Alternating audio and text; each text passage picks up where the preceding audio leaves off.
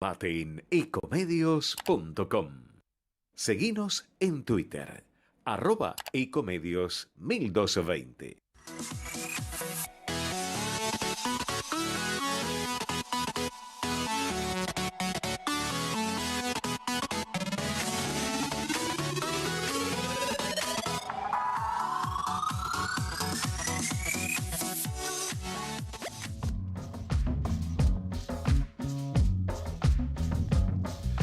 Muy buenas tardes, una nueva edición de Entre Ustedes y Nosotros. Yo nuevamente estoy solo, como diría en su famoso monólogo José Sacristán. No estamos solos, ese monólogo luminoso de Solos en la Madrugada. Hoy vamos a abordar, siempre lo presentamos así el programa, ¿no? Hoy vamos a abordar distintos temas vinculados con el quehacer diario, vinculados con esta malhadada gira que ha emprendido el presidente de la República y el ministro de Economía. Bueno, no sé cuál es más importante de los dos, porque si me tengo que guiar por el protocolo, obviamente por el protocolo queda muy, pero muy claro que el verdadero ministro que el verdadero presidente de la República se llama, después de Cristina Fernández, Sergio Massa. Si no nos explicaría que uno está viajando y estrenando el avión presidencial. Bueno, pues estas son las cosas de esta Argentina tan estrafalaria. Y vamos a abordar distintos temas. El primero de ellos está vinculado con la situación económica y también tiene que ver con los ribetes de esta gira fantasmagórica que está haciendo Massa con Máximo Kirchner. No sé qué podrá hablar un chico que a duras penas terminó el secundario con líderes mundiales, como es el caso de Xi Jinping. El más allá que no compartamos su ideología, es el presidente de uno de los países más importantes, más poderosos del mundo. Pero vamos a hablar de economía, ese tema que tanto nos aflige a los argentinos, y que qué mejor para hablar de esto y también de política con Ricardo López Murphy, actualmente diputado nacional, pero una vez cuando lo presenta como diputado nacional parecería que fuera poco después de haber sido precandidato, mejor dicho, candidato a presidente de la República con mucho éxito.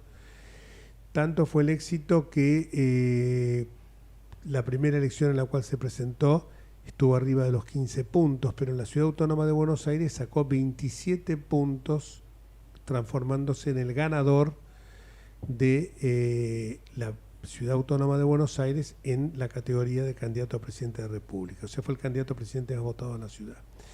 Y ahora se presenta como candidato a jefe de gobierno de la Ciudad de Buenos Aires, una ciudad que, por cierto, conoce muy bien porque la transita diariamente y no desde oscuros helicópteros o de autos con vidrios polarizados, sino que es muy frecuente encontrarlo en el colectivo 37 con su atallé yendo a su domicilio en la provincia de Buenos Aires.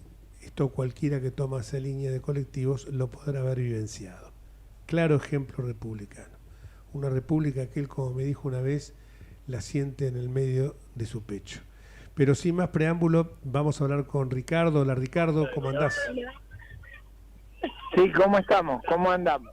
Acá justamente estaba recorriendo y saludando ciudadanos en la calle. Bueno, que te conoce muy bien y lanzado a ser candidato a jefe de gobierno, pese a que hoy hubo una reunión donde estaban otros candidatos a jefe de gobierno, pero evidentemente faltaba tu presencia. Y hay algunas encuestas, por caso vi una que hizo por Twitter el periodista Gabriel Ziblatt, que te ubica en muy buena posición. No sé por qué no estuviste hoy en esa reunión. No, es muy simple.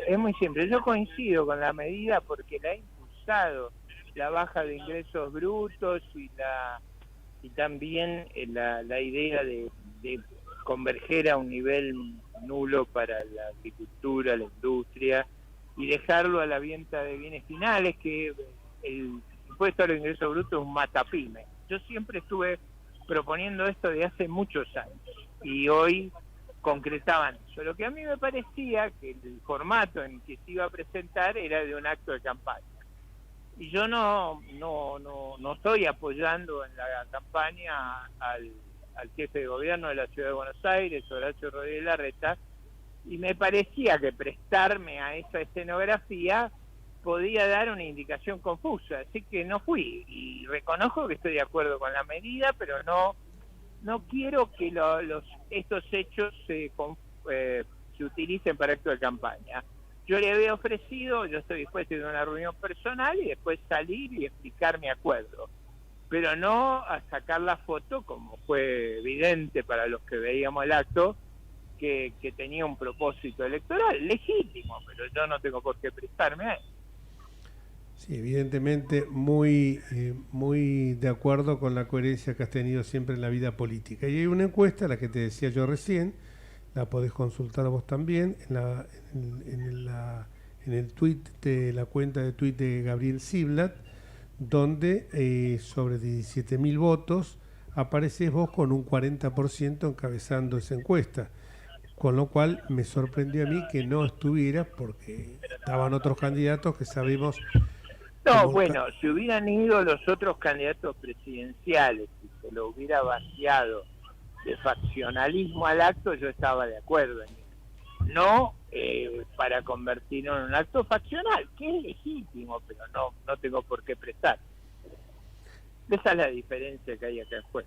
Que me parece muy republicano tu proceder. Y yendo al tema estrictamente económico, nos duele enormemente que andamos mendigando por el mundo dólares, incluso desconociendo los estatutos, por ejemplo, de los BRIC, y también aceptando que en la cara le diga al presidente de la República, Lula, que mi amigo que está sin dinero, yendo a China con una persona como... Sí, el mendicante. No, pero eso fue, Jorge, un papelón de dimensiones que yo no recuerdo en nuestra historia nacional. Primero, fueron desinformados y se encontraron en China con esta novedad, pero eso es una falla de nuestro servicio exterior, de nuestro embajador en China, del funcionamiento de nuestros cuerpos, que es increíble que nos sometamos a esos episodios que hablan de un amateurismo inaceptable para el desempeño de altos cargos. Y el segundo episodio, que es inaceptable, es esto de ir con una delegación de 37 personas. Pero como un país que está en una situación muy grave de indigencia y de pobreza y de limitaciones, se van en una fiesta turística. ¿Qué tenían que hacer ahí Cecilia Moró, Máximo Kirchner, la diputada Pinaca?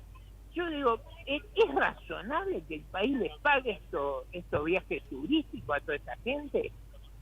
¿Es razonable hacer esos gastos desmedidos?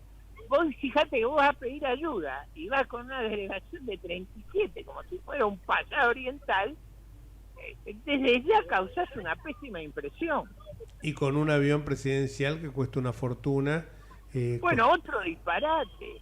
Fíjate vos, en esta crisis, con estas privaciones, comprar un avión es una cosa, pero es que yo hay momentos en que no puedo entender qué es lo que están tratando de hacer. Ese es mi problema. Me parece que no tienen un radar sobre lo que está pasando en la sociedad y sobre los problemas que estamos enfrentando. Por eso el viaje turístico, que debo reconocer, lo deben de haber disfrutado enormemente, una oportunidad de conocer China, es caro ese viaje y seguramente hacerlo a costa del Estado es un divertimento, pero eso es un escándalo para nuestra sociedad. $14.000 por hora cuesta de combustible solamente el avión con lo cual empezó a sacar números, multiplicarlo por 29 horas, multiplicarlo más todas las festicholas que deben hecho. La ida y vuelta, ¿no? La ida y vuelta, las festicholas ahí adentro, como han comido seguramente y bebido. Y hoteles. Es una estudiantina, es un viaje de egresados el que están haciendo, o mejor dicho, un viaje de fin de curso. a otro precio, ¿no? Claro, Esto obviamente. a un costo extravagante. No, yo creo que Y con la nuestra. a mí me falta, me pierdo la perspectiva de...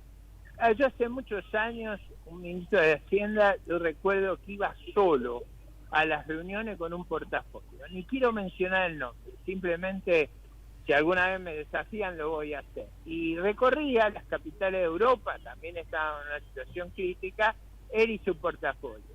¿Y por qué hacía eso? Bueno, porque decía, no puedo ir a pedir este trato especial rodeado de una comitiva.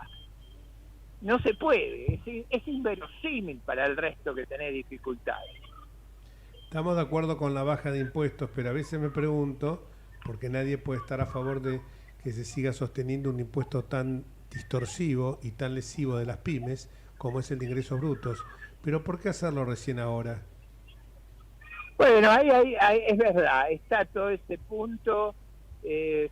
Yo creo que era prioridad bajar ese impuesto en lugar del otro que bajaron anteriormente, pero bueno, concedamos que la reforma va en la buena dirección. Eso es un paso importante y si nosotros somos electos vamos a culminar esa reforma que permitirá reconstruir un sistema impositivo más razonable que el que hoy tenemos. ¿Qué sentís vos cuando tus ideas, que incluso fueron, me acuerdo, denostadas en su hora y que incluso tuviste que renunciar en su momento cuando el ajuste que vos querías implementar, si se puede llamar ajuste, digamos, la estabilidad de las cuentas públicas era infinitamente menor a las que se hicieron a posteriori? ¿Qué sentís hoy cuando yo ves? Creo que hay una reivindicación, o sea, Por eso, yo creo que todo esa es el la mundo pregunta. hoy lo entiende, hoy todo el mundo reconoce que si hubiéramos actuado a tiempo y hace muchos años atrás, esa decadencia y este padecimiento no lo hubiéramos sufrido. Pero bueno, por supuesto tengo el reconocimiento y la satisfacción de eso. Me hubiera gustado que no hubiéramos cometido los errores dramáticos que hemos cometido estos 20 años y sobre todo lo que estamos cometiendo en este momento con esas actitudes no profesionales, de baja jerarquía y dando la idea de que la élite argentina la élite política vive en un mundo de fantasía. Ese es el problema que tenemos. Jorge, acá estoy rodeado de mucha gente. No, sí, y te quiero dejar, no, te tiraba alguna pregunta para que también esta pregunta sirviera para que delante de la gente te puedas explayar. Pero bueno, acá todo el mundo asiente. ¿Por dónde estás? Es el programa de Jorge Enrique. Estoy acá cerca de la Plaza Vicente López. Ah, bueno, ahí seguro que vas a tener un éxito como en toda la ciudad de Buenos Aires. Claro. Colosal, Esperemos como te gusta decir a vos, colosal. Sí. Gracias por la ayuda. Un abrazo enorme, Ricardo, grande. y lo mejor para vos. Y seguimos con nuestro programa y vamos a continuar con el editorial que habíamos comenzado. No sé si tenemos otro invitado. No quería hacer en esto propaganda por uno u otro candidato, porque nosotros estamos en mi caso particular estoy apoyando a Patricia Bullrich y por supuesto también nosotros, el candidato a jefe de gobierno es Jorge Macri. Lo que ocurre es que obviamente entendemos que también Ricardo López Murphy es una figura de valía, pero bueno, lo importante es no ser agresivo con el adversario en la interna, respetarnos, buscar la unidad en la diversidad. No se trata de eliminar diferencias, sino de armonizar contradicciones, y creo que en esa senda estamos todos de acuerdo en que el mejor camino es evitar todo agravio y sobre todo agravio personal. Es muy desagradable, sobre todo porque después, si realmente somos republicanos, si realmente estamos convencidos de un proyecto político que respete las instituciones, que respete el Estado de Derecho, la independencia de poderes, una justicia independiente, evidentemente no podemos entre nosotros tener discusiones viscerales y que en muchos casos llegan a ser discusiones absolutamente estériles, porque el faro que nos ilumina es común a todos, Hoy se produjo esta baja de impuestos. Lástima que no se hizo antes, pero bueno, más vale tarde que nunca, como dice el dicho, por un lado, y por el otro lado también, ¿por qué no decirlo? Estas medidas sirven para aliviar en el aquí y ahora, sin tener que esperar el 10 de diciembre, la situación asfixiante que hoy tienen todas las empresas, en particular esas grandes dinamizadoras de la economía, que son las pymes, que en muchos casos son empresas familiares y son las que generan trabajo. El 95% de la fuerza laboral argentina está concentrada en las pymes. Vamos a hablar también, me gustaría retornar al tema que habíamos empezado antes que estuviéramos con Ricardo, el tema que habíamos empezado con, y este va a ser el editorial, con esto que yo he llamado en decir, soplan vientos de libertad que atraviesan España. Se esperaba que en las elecciones de España triunfara el Partido Popular, pero el resultado fue superior a las expectativas previas. Tanto es así que el presidente del gobierno, Pedro Sánchez, un remedo con un poco más de nivel, de Alberto Fernández, sin ninguna titiritera arriba que lo maneje, o por lo menos eso creemos, acusó el duro golpe y reaccionó en forma inmediata al anunciar que adelantaría las elecciones generales previstas para el mes de diciembre, pero ahora las adelanta para el 23 de julio. El Partido Popular sumó 9 puntos porcentuales desde las elecciones anteriores y triunfó en la mayoría de las autonomías y capitales de provincia. Algunos triunfos tienen un especial un valor simbólico, como el de Sevilla, que era un tradicional bastión del Partido Socialista Obrero Español, que perdió también a manos del PP. Aragón, Islas Baleares, Cantabria, La Rioja, Extremadura y la Comunidad Valenciana fueron, como cuentas de collar, triunfos del Partido Popular. La derrota en la Comunidad Valenciana, que los socialistas anhelaban conservar como un foco muy fuerte de resistencia ante una oleada tan adversa, evidenció la magnitud de la nueva tendencia y la casi inevitable culminación de un ciclo político. Vox, el partido de extrema derecha, no creció tanto como se especulaba que iba a suceder, pero igualmente demostró que sigue siendo un actor político con el que el Partido Popular deberá contar en el futuro inmediato para todo tipo de alianzas. Por el contrario, las elecciones parecen haber extendido el certificado de función a Ciudadanos, ese partido creado hace unos años con ideas centristas, pero un tanto distantes de las del Partido Popular. Una copia no muy fiel al original. La polarización lo pulverizó y sus antiguos votantes, que probablemente provenían de simpatizantes desencantados del Partido Popular, volvieron a las fuentes. Similar suerte corrió Podemos, al que podríamos calificar como el auténtico kirchnerismo español. Todo indica que en las próximas elecciones generales, ahora adelantadas para julio, se impondrá el Partido Popular y que su líder, Alberto Núñez Feijóo, será el nuevo presidente del gobierno. La incógnita es si podrá gobernar solo con su partido o necesitará formar un gobierno de coalición con Vox. Sánchez Feijóo fue presidente durante 13 años de Galicia y tiene fama de ser alguien muy pragmático y moderado. Nunca quiso hasta ahora coaligarse con la extrema derecha por temor a que se le fueran votos centristas.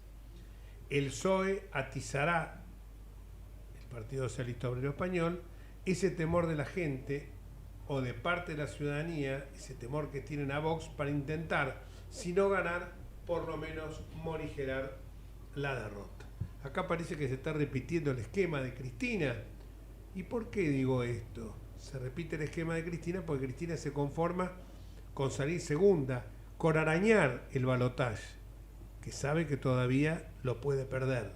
puede ser que terminemos con un empate entre Milei y el ganador de la interna de Juntos por el Cambio, que creemos que va a ser Patricia Bullrich. El PSOE paga el precio de haberse inclinado hacia el populismo, otra copia fiel de la Argentina, o mejor dicho, la Argentina una copia fiel de España, el kirchnerismo, para ser más precisos. Este giro, que había iniciado ya José Luis Rodríguez Zapatero, el expresidente del gobierno español, que resultó a la postre un insólito defensor del régimen de Nicolás Maduro. En ese y otros temas se apartó de la vieja guardia del Partido Socialista, aquella vieja guardia que impulsaron Alfonso Guerra, Felipe González, que en las primeras, en los albores, en las primeras décadas de la democracia española, llevaron adelante una política de modernización, de racionalidad económica, de aliento a la iniciativa privada y de integración europea. Lamentablemente aquel legado de transición fue puesto en crisis por una nueva camada de dirigentes que se inspiraron en los populismos latinoamericanos. Tal vez España sea ahora, como lo fue muchas veces, un espejo que adelanta lo que sucede en la Argentina. Los vientos de libertad que la atraviesan son los mismos que ya se perciben en nuestro país.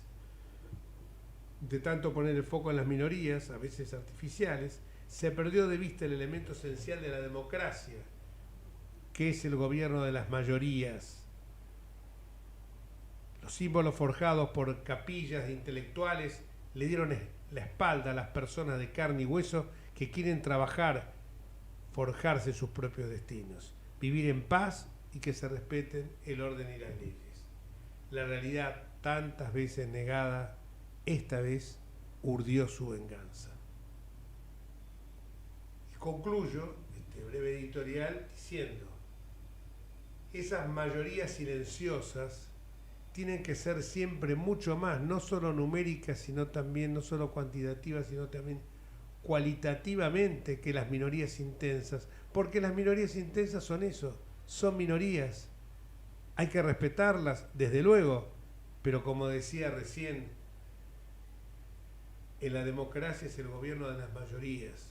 Mayorías, vuelvo a repetir, que deben respetar, no tolerar, respetar a las minorías, pero de ninguna manera hacer que éstas terminen gobernando ante la tibieza, ante la pasividad, ante esa mayoría que no se expresa porque le parece que no es lo correcto en una democracia. Es cierto, el pueblo no delibera ni gobierna sino por medio de sus representantes, reza nuestra Carta Magna, pero también es cierto que, como decía muy bien Alain Touraine, la democracia no se agota en el acto de votar. La democracia se ejerce los 365 días del año y no solamente el día que emitimos el sufragio. Ese sufragio hay que después defenderlo. No estoy alentando puebladas ni movilizaciones populares ni piquetes.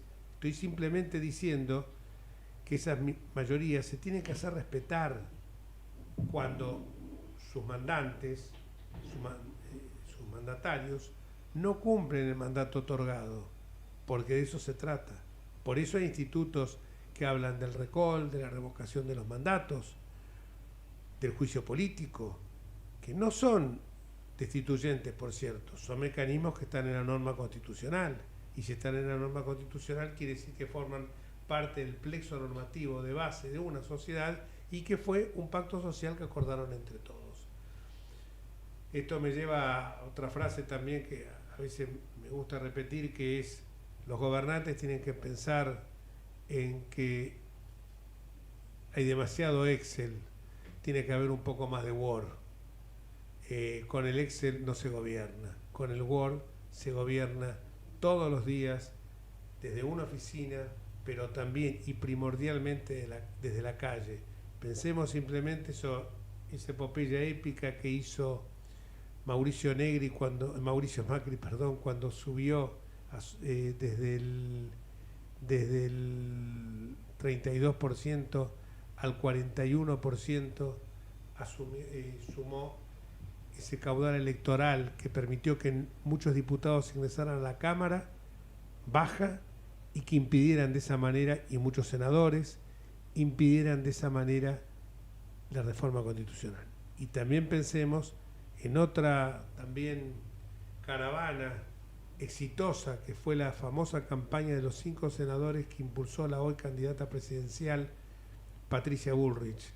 5 senadores, decía. ¿Qué significaba? Que si obteníamos esos 5 senadores como los obtuvimos, también se cauterizaba la posibilidad de una reforma constitucional.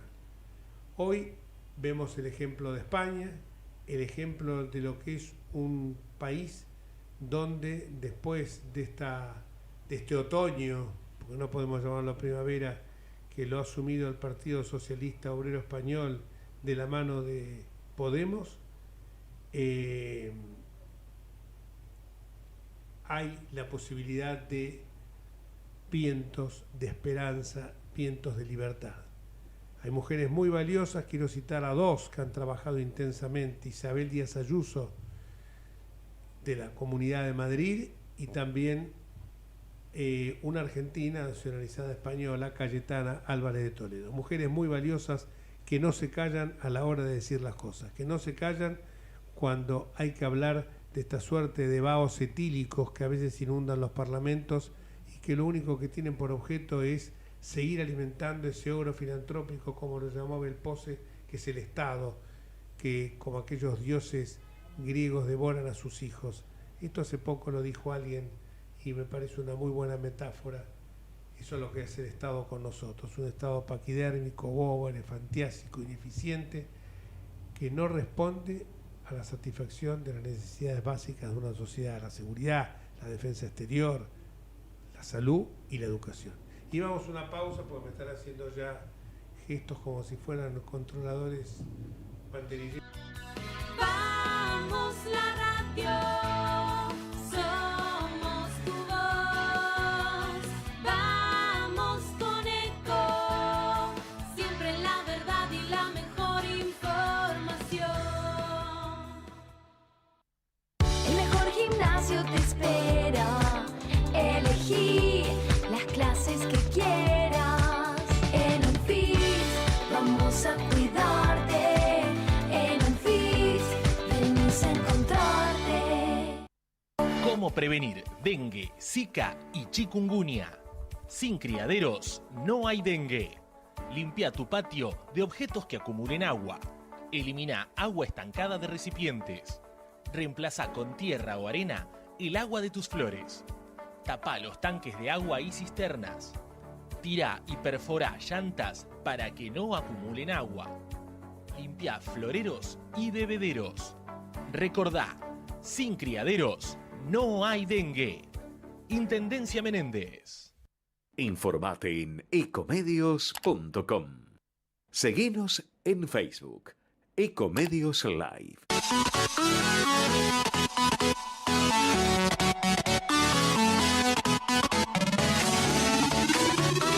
Escribanos en tu ciudad. Nuestro consejo es prevenir problemas. Colegio de Escribanos de la Ciudad de Buenos Aires. Consejo Federal del Notariado Argentino. El Colegio Profesional Inmobiliario auspicia este programa. Colegio Profesional Inmobiliario, cada vez más profesionales. ¿Conocés los planes de salud de Andar, la obra social de los viajantes vendedores? Planes para empleados en relación de dependencia, monotributistas y particulares. Solicita un asesor comercial al 0810-345-0184.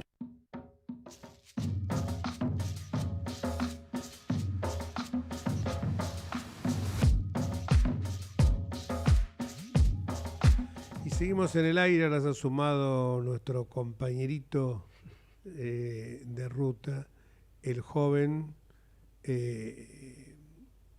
Gastón Emens, que está activando muchísimo con todo su equipo juvenil, acompañándonos a nosotros, los mayores, en la campaña electoral que estamos llevando a cabo a lo largo de la ciudad de Buenos Aires, en este caso con él, que es nuestro referente, mi referente juvenil, y por supuesto con Patricia Bullrich como candidata a presidenta de la República y Jorge Macri como candidato a jefe de gobierno de la Ciudad de Buenos Aires. Pero ahora vamos a tocar un tema que en las últimas horas tuvo una fuerte resonancia, no solamente en los medios judiciales, sino también en la gente que tanto estamos hablando de combatir la corrupción, y a veces en uno de esos vuelcos que nuestra justicia suele dar, el fiscal Marijuán acaba de, estos días, de señalar que Cristina no tiene nada que ver con Báez. Como Borinsky, que hace unos días también favoreció a Mariano Borinsky, a la vice, tiene un amigo en común, Sergio Massa. Yo simplemente describo hechos, no estoy diciendo absolutamente nada que lo involucre. Si a mí me dicen que yo tengo un amigo mío que es, supongamos que fuera, que en otra época lo fue, Alberto Fernández, yo no lo niego, en otra época lo fue. Describirían hechos. No con eso estoy diciendo que pudo haber algún tipo de connivencia o que pudo haber una influencia decisiva en este tema. Pero hay algunas cuestiones que nos cierran, el rompecabezas no encaja muy bien que digamos. Entonces, bueno, Marijuán, que fue el principal impulsor de la causa de la ruta del dinero K, en la que el juez Casanello trabajó con el freno de mano puesto, y que allí se había condenado a 2 años de prisión al hombre que, gracias a los Kirchner, pasó de ser un triste empleado bancario a contratista del Estado multimillonario, que fue Lázaro Báez. Marijuán había identificado una gran cantidad de propiedades, pero en esto fue muy valioso lo que hizo nuestro entrevistado, Mariano Federici, como titular de la UIF. Como titular de la UIF, Mariano Federici, con quien tenemos en línea de los Estados Unidos, fue muy contundente, muy claro. Habló de que había 75 indicios, 75 de que Báez era el testaferro de los Kirchner. Pero esto fue desestimado por Marijuán.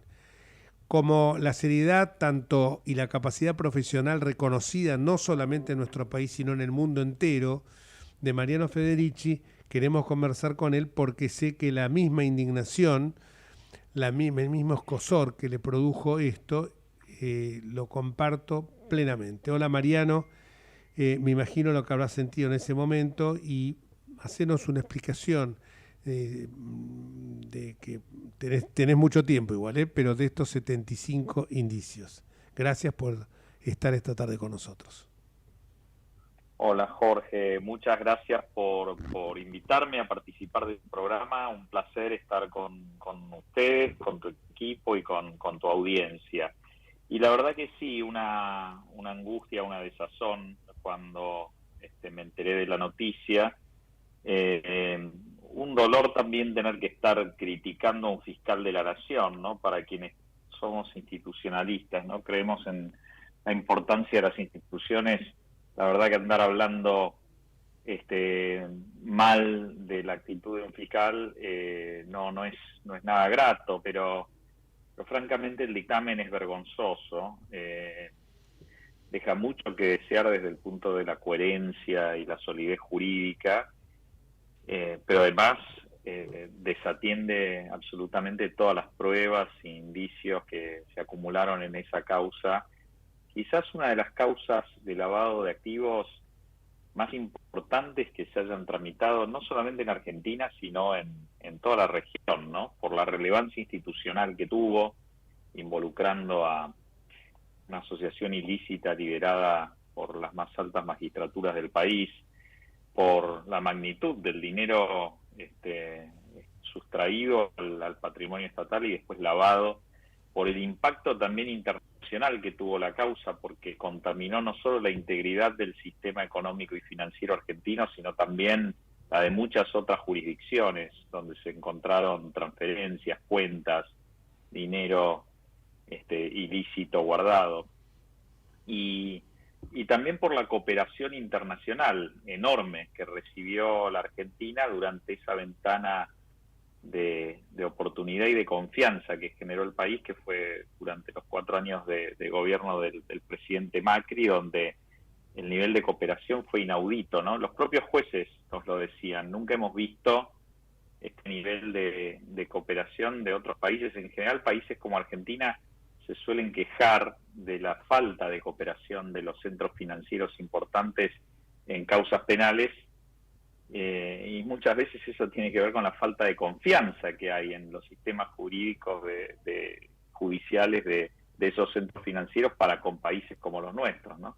Durante esos 4 años hubo una confianza muy grande, eso permitió que información fluyera hacia nuestro país, hacia nuestras agencias. Los organismos de control del Estado, entre ellos la UIF, que tuve el honor de presidir, colaboraron con el avance de las causas, y bueno, eso permitió descubrir la verdad, una verdad que hoy el fiscal Marijuán está negando, desatendiendo, dejando de valorar a la hora de dictaminar en favor del interés de la imputada, ¿no? Sí. Así que realmente una angustia.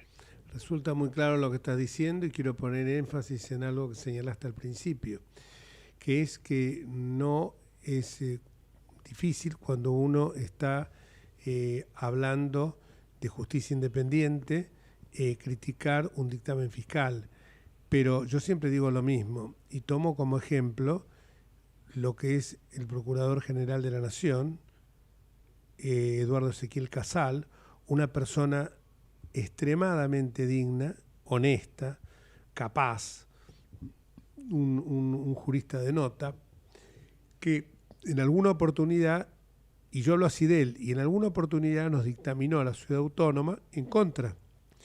Pero ¿qué pasa? Sí. Cuando uno analiza el fallo, vos también como abogado lo sabés bien, cuando uno dice un fallo o un dictamen fiscal, uno lo analiza, y si lo ve que es ajustado a derecho, porque sabemos muchas veces que estamos defendiendo causas que son indefendibles, pero cuando uno ve que está ajustado a derecho, no puede decir nada porque dice, bueno, la interpretación que le dio era la correcta. Me perjudicó, pero yo no puedo, porque si no estoy avalando la posibilidad del juicio político por el contenido, que es el mamarracho que están haciendo los Tailades de la vida con los Morolas, Vanessa Sile y tantos otros energúmenos de ese tipo. Pero en este caso, yo veo que hay 75 indicios, y los leí, me tomé el trabajo de leerlos, y digo, los indicios que marcó la UIF en la cabeza, en la persona de Mariano Federici como titular, son contundentes. O sea, se demuestra claramente que cuando los Kirchner necesitaban dinero para inversiones, no disponían del suyo, sino que Báez les compraba ficticiamente inmuebles, y después les efectuaba préstamos que eran repagados con los ingresos que él mismo le daba a la familia presidencial. Entonces uno cuando ve esto, ahí viene una confusión patrimonial, incluso más está el tema del famoso testamento el testamento de Báez. Mira, Jorge, las pruebas van desde a préstamos sin justificación que Lázaro les otorgaba a los Kirchner, como bien vos decías, compraventas que eran además muy antieconómicas para él, que no tenían sentido de justificación desde el punto de vista económico, que sin embargo él les hacía para movilizar fondos desde su patrimonio, el patrimonio de los Kirchner. También había construcciones que él realizaba desde sus empresas en favor de los Kirchner sin cargo. Por ejemplo, hubo ampliaciones de los hoteles, propiedad de los Kirchner, que realizó desde Austral Construcciones, sin cobrarles un peso por ellas. Titularidad compartida en sociedades e inmuebles. La existencia nosotros detectamos al menos 12 negocios jurídicos entre ambas familias. La constitución, como bien vos decías, de un fideicomiso testamentario, ¿no? Que además decía que los herederos de Báez no podían vender los bienes. El pago de alquileres de inmuebles y de habitaciones de hoteles, que ya quedó archidemostrado que se trataba de habitaciones que no estaban ocupadas. servicios de consultoría, pago de servicios de consultoría que Baez le hacía a empresas vinculadas a los Kirchner. Había también transferencias financieras, ¿no?, que fueron detectadas, cruzadas entre sociedades de Lázaro y sociedades de los Kirchner. Nosotros llegamos a detectar también la existencia de empleados compartidos, empleados en empresas del grupo Baez que eran compartidos por empresas vinculadas a la familia Kirchner, y entonces Baez pagaba los sueldos, pero no solo del trabajo que realizaban en sus empresas, sino también del que realizaban en las empresas de los Kirchner. Por supuesto que también están los vuelos, ¿no?, que realizaba transportando a la familia y a sus bienes desde Buenos Aires al Calafate, sin cargo alguno. Y bueno, quizás el más conocido de todos es ese regalo que hace sobre el final, con la muerte de Néstor Kirchner, que es la construcción del mausoleo para depositar nada más y nada menos que los restos de Néstor Kirchner. Pero lo obsceno de todo esto, Jorge, es que ya nosotros en Argentina muchos hemos perdido la capacidad de asombro, ¿no? Yo no dejo de asombrarme de estas cosas. La verdad que lo obsceno de todo esto es que todo esto ocurría mientras Lázaro actuaba como el principal contratista de obra pública de la provincia donde había nacido Néstor Kirchner, ¿no?, de la provincia de Santa Cruz. Un contratista de obra pública no debería tener ni medio negocio o vinculación jurídica con quien está en el poder otorgando estas obras, ¿no?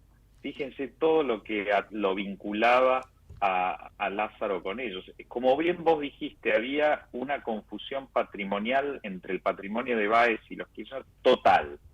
Y durante esos años en los que los Kirchner estuvieron en la presidencia, Baez les garantizó un flujo corriente y constante de fondos.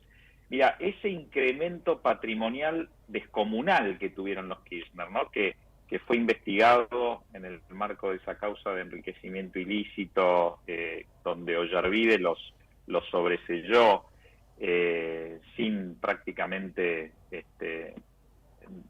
sin tomarse el tiempo de profundizar, de ahondar en la investigación, y después declarando que lo hizo mientras lo agarraban del cogote, ¿no? Pero ese incremento patrimonial se explica esencialmente por Baez.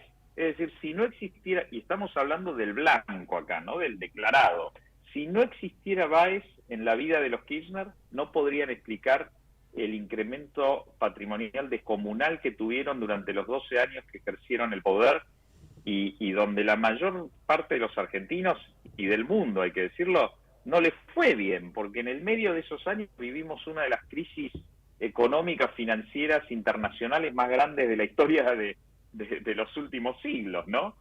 Cristina misma recordaba esos años el otro día en su discurso, decía, vivimos una de las crisis más grandes después de la Gran Depresión. Sí, pero a ella se le duplicaba el patrimonio todos los años, gracias a la amistad con Lázaro Báez y a la defraudación al Estado que ella estaba ocasionándole. Entonces, por eso es que nosotros, poniendo todos estos indicios sobre la mesa y explicando cómo fluían los fondos desde el patrimonio de Baez hacia el patrimonio de los Kirchner, argumentamos que Baez actuó en todo momento como un verdadero testaferro, ¿no? Y le devolvió a los Kirchner, que eran sus superiores, incluso declarado por el propio Baez, ¿no?, en esa escucha, que es una escucha legal, en una intervención telefónica legal del teléfono en el penal, donde Baez le confiesa a su amante que el dinero que él manejaba no era de él, que era el dinero de alguien que ahora está arriba, y se reprocha haberlo manejado mal ese dinero, ¿no? Pero la verdad es que los Kirchner siempre contaron con el control y el dominio de los recursos de Baez. Les bastaba solo un llamado para hacerse de esos recursos, y no solo hicieron uno, sino que hicieron, según el propio fiscal corroboró, 372 llamados en un lapso de 2 años, donde estuvieron, donde se cruzaron las llamadas, 2 años durante la presidencia y en el periodo de investigación de estos hechos, 372 llamados, Jorge, con lo difícil que es comunicarse. Miren, yo era el titular de la UIF, había veces que no podía comunicarme con el presidente Macri, porque obviamente era un hombre ocupado. Pasaban a veces 3 días hasta que me respondiera quizás un llamado.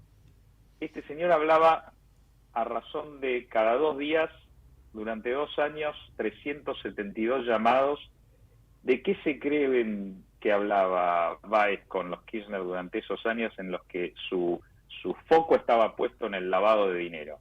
Obviamente estaban hablando de cómo mover el dinero, de cómo hacerlo circular, de cómo convertirlo, transferirlo, de cómo darle apariencia de licitud para que volviera al patrimonio de quienes iban a terminar siendo los beneficiarios finales, y terminaron siendo los beneficiarios finales de toda esta masa monetaria, ¿no? Entonces, desconocer todo esto es obsceno. Creemos que acá, digamos, el fiscal realmente está actuando de una manera absolutamente incorrecta, y por eso es que, bueno, genera tanta indignación, ¿no?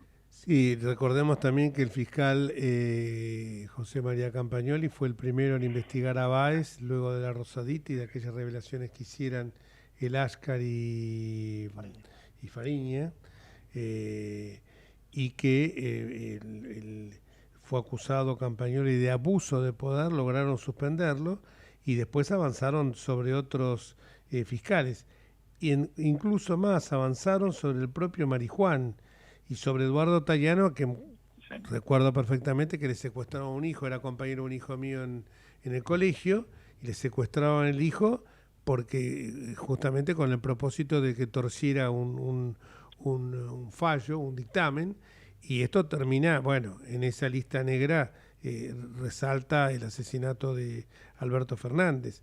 Marijuán pretende hacer creer que no había nada raro en su cambio de posición. Lo dice con una desfachatez asombrosa, pues por lo menos busca algún justificativo más potente, sobre todo cuando sabemos, y esto vos has sido un mentor para nosotros, digo, para algunos diputados, que cuando iniciamos lo que llamamos el plan de impunidad, patrocinados por el doctor Sebasco y el doctor Nathanson, lo que primero dijimos es la designación de Carlos Cruz al frente de la UIF y de Félix Kraus al frente de la OA, de la Oficina Anticorrupción.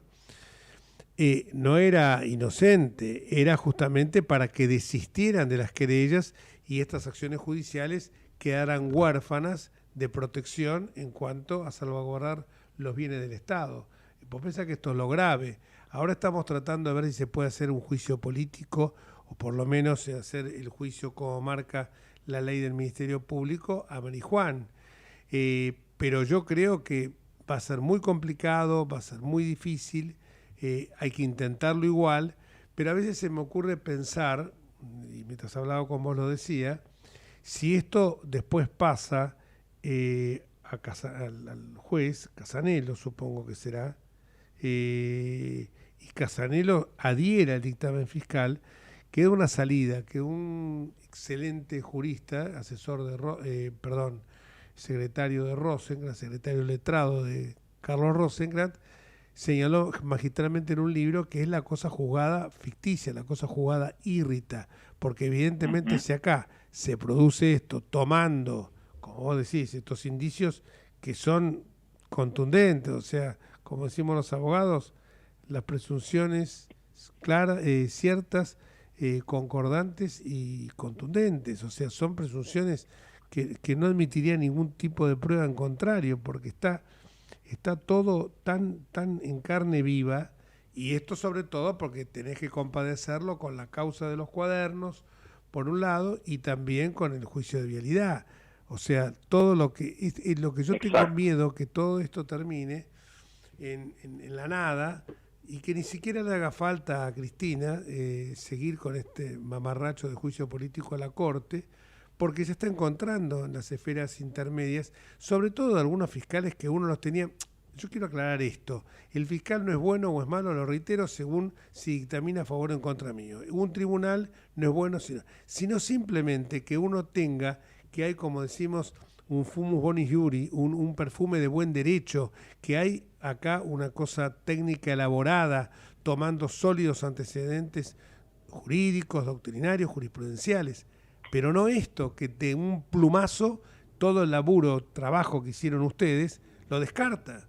Eso es lo que a mí me pone mal y digo, la justicia, por los escasos fiscales y magistrados que no cumplen su deber adecuadamente, no es la gran mayoría.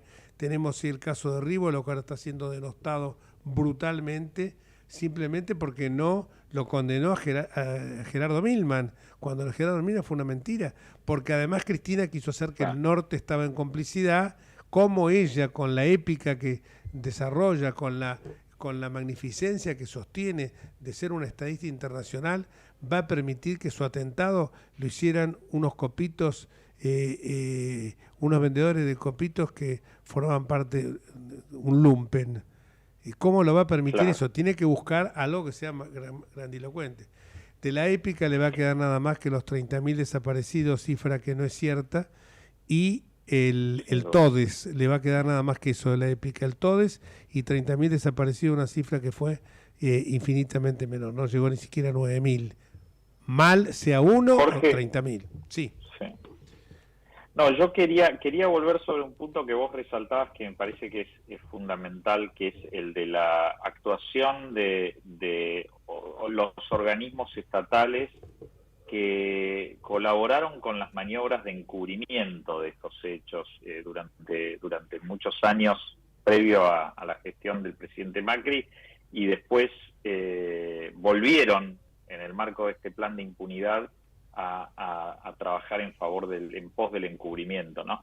Lo que ocurrió con Báez realmente yo creo que los tomó muy de sorpresa a los Kirchner cuando irrumpió esta causa a partir de los dichos de Láscar y Fariña y el famoso programa de la Nata, etcétera. Sí. Y se puso en marcha en ese momento una maquinaria fenomenal de encubrimiento con la finalidad de tratar de frenar esa investigación por todos los medios posibles. Fíjense que la Procuración General del Tesoro, la Procuración General de la Nación, la FIP, la UIF, la OA, los propios fiscales, hay fiscales imputados en relación a esto, ¿no? Gonela, ¿se acuerdan los titulares de la Procelac? Digamos, nunca hubo se llegó a cerrar una regional de la FIP, la regional de Bahía Blanca.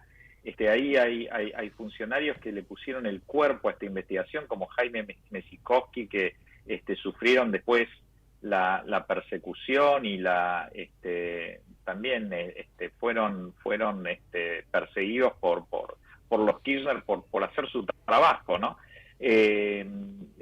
Como director de regionales de AFIP. Pero se llegó a cerrar una regional entera para encubrir los hechos de Báez.